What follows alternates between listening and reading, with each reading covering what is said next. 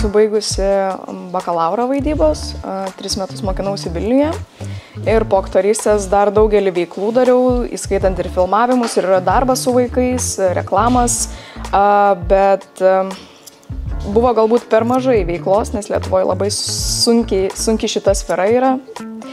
Tai sugalvojau, kad kirpėjas iš esmės būtų antra specialybė, kuri manęs taip neerzintų ir negalėčiau užsisėdėti vietoje. Tai labiausiai, kodėl aš čia ir atėjau, tai yra kūryba. Manau, kad kirpėjui yra labai svarbus vidinis pajautimas, kad taisyklės gali būti vienokios, bet iš aktorinės pusės, jeigu tu jauti, kad aš šitą plauką nukirpsiu ir bus gerai, vadinasi, bus gerai. Čia turbūt iš tos pusės, iš vidinio pajautimo.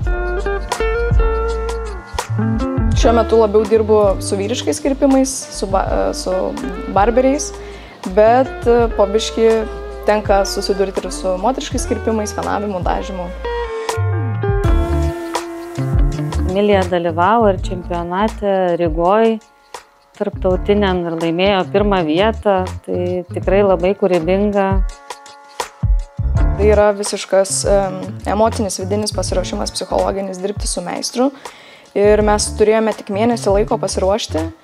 Ir kai tu ateini, dar buvo pati pradžia, mėnesis laiko, kaip aš įstojus buvau, kur tu nieko nežinai ir tau parodo, kad turi būti toks darbas ir jis yra visiškai tobulas ir sako, tu turi mėnesį laiko ir tu turi ruoštis. Ir per mėnesį laiko mes su mokytoju, kirpėju Robertu paruošėm mane čempionatui Rygoje ir paėmėm 1. vietą.